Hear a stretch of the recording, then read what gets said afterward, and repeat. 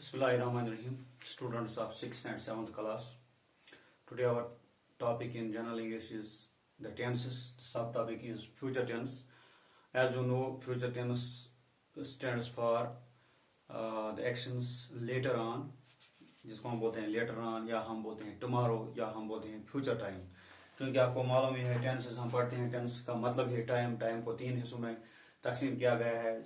Present tense, past tense, future tense. Present tense, past tense में आपने वो chart वगैरह देखा, सब्जेक्ट ऑब्जेक्ट के बारे में, ये वर्ब के बारे में, वर्ब का कौन सा फॉर्म किसके साथ लगता है इसके, और ये जो प्रेजेंट टेंस है इसको भी 4 हिस्सों में तकसीम किया गया है. इसी तरीके से पास्ट टेंस 4 हिस्सों में तकसीम है.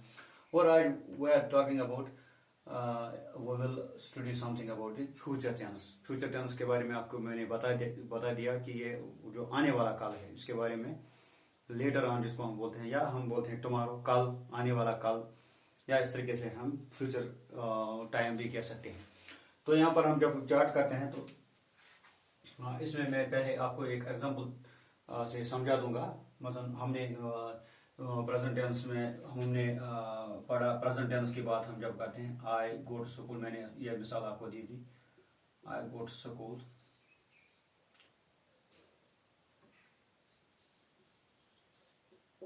पास्ट टेंस की हमने दी, आई वेंट टू स्कूल. तो ये था पास्ट टेंस के बारे में. नाउ इसी का है फ्यूचर टेंस. यह था पास्ट, प्रेजेंट टेंस ये हो गया पास्ट टेंस, गो का पास्ट टेंस है वेंट. अब इसी तरीके से हम फ्यूचर टेंस करेंगे, फ्यूचर टेंस का चार्ट बनाएंगे हम. ये आपको मैंने समझाने के लिए ये पुरानी मिसालें दी, आपको पुराना थोड़ा आपको याद आएगा कि प्रेजेंट टेंस और पास्ट टेंस हमने किया. तो मैं आपको यहाँ पर मिसाल दे दूंगा. आई शैल गो टू स्कूल, या इस तरीके से हम लिखते हैं he will go to school. हाँ, तो इसी तरीके से ये हम कह सकते हैं, they will go to school. वो स्कूल जाएंगे, यानी अभी नहीं गए हैं, आने वाले समय में वो जा सकते हैं, या मैं आने वाले समय में, आने वाले वक्त में मैं स्कूल जाऊंगा. तो यहां पर आप देखते हैं जब हम सब्जेक्ट वर्ब ऑब्जेक्ट की बात करते हैं तो यहां पर सबसे पहले है सब्जेक्ट. तो हम लिखेंगे यहां पर एस हो गया सब्जेक्ट, प्लस कहीं पर लगता है शैल, कहीं पर लगता है विल. तो यहां पर शैल ऑब्लिक विल. तो उसके बाद आता है वर्ब. ये देखिए आप वर्ब प्लस, लेकिन ये वर्ब आपको देखना है वर्ब का कौन सा फॉर्म है. तो ये जो वर्ब है इसका आपने पढ़ा है V1, V2, V3, V4, V5, आपने वो मैंने आपको समझा दिया है कि वर्ब के जो 5 फॉर्म्स है. तो ये वर्ब का जो है पहला फॉर्म है, तो इसको हम V1 लिखेंगे. प्लस है स्कूल जो है, ये है ऑब्जेक्ट. यहां पर मैंने क्यों आपको बता दिया ये शैल और विल, क्योंकि ये जो फर्स्ट पर्सन है, फर्स्ट पर्सन के साथ हम शैल करते हैं इस्तेमाल. इसी तरीके से सेकंड पर्सन या थर्ड पर्सन है, इसके साथ हम विल का इस्तेमाल करते हैं. तो आप कश्मीरी में आप ये याद रखें, छाल गोल विल.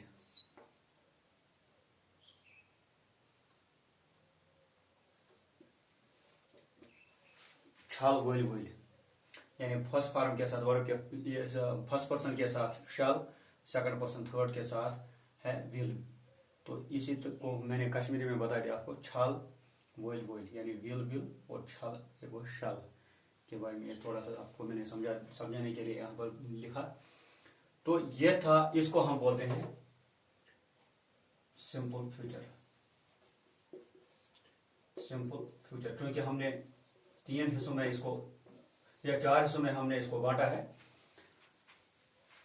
सिंपल फ्यूचर या जिसको हम बोलते हैं फ्यूचर इंडेफिनिट भी, इसी तरीके से है फ्यूचर कंटिन्यूअस और इसी तरीके से फ्यूचर परफेक्ट कंटिन्यूअस, ये 4 हैं। फिलहाल हमने किया सिंपल फ्यूचर में आप याद रखना, सिंपल फ्यूचर में एक तो सब्जेक्ट लगता है, इसके साथ लगता है शैल या इसके साथ विल भी लग सकता है, और वर्ब का पहला फॉर्म और है ऑब्जेक्ट। अब हम लिखेंगे future continuous,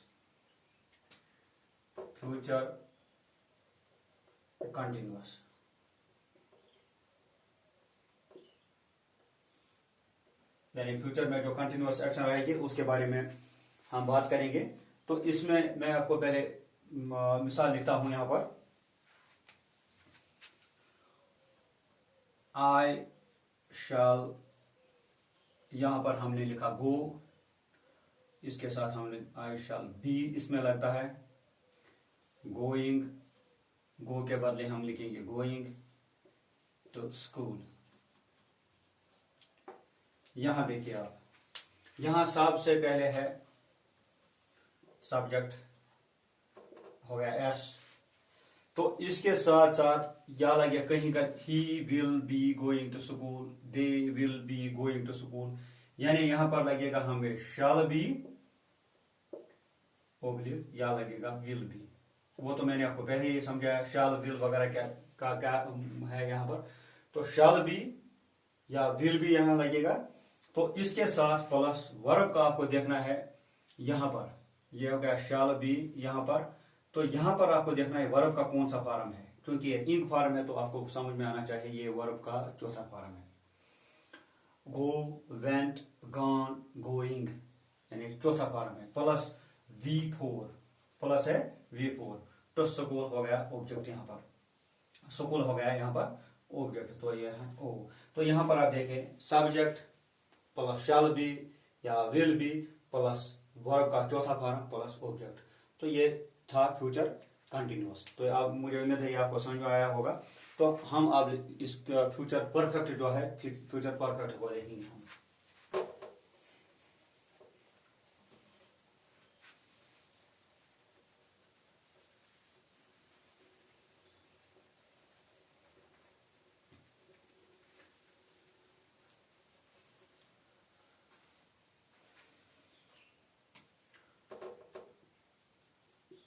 future perfect,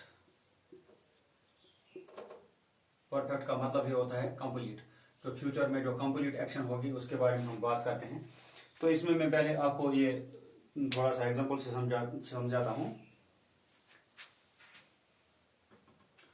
I shall have gone to school, इसी तरीके से ही के साथ है he will have gone to school.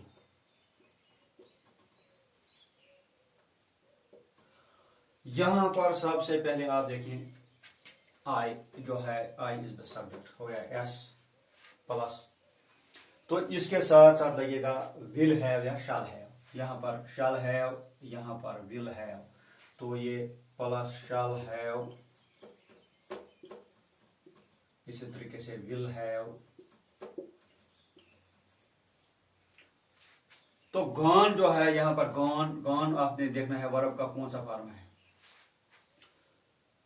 Go, went, gone. गो पहला फॉर्म है, वेंट दूसरा फॉर्म है, तो गॉन है तीसरा फॉर्म। तो इसका मतलब है V3 है, ये प्लस V3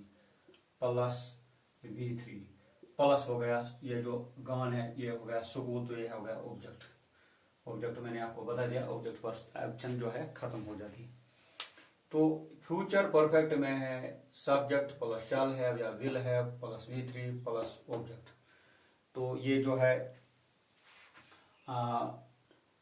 फ्यूचर परफेक्ट। तो इसका चौथा फॉर्म जो है फ्यूचर परफेक्ट कंटिन्यूअस।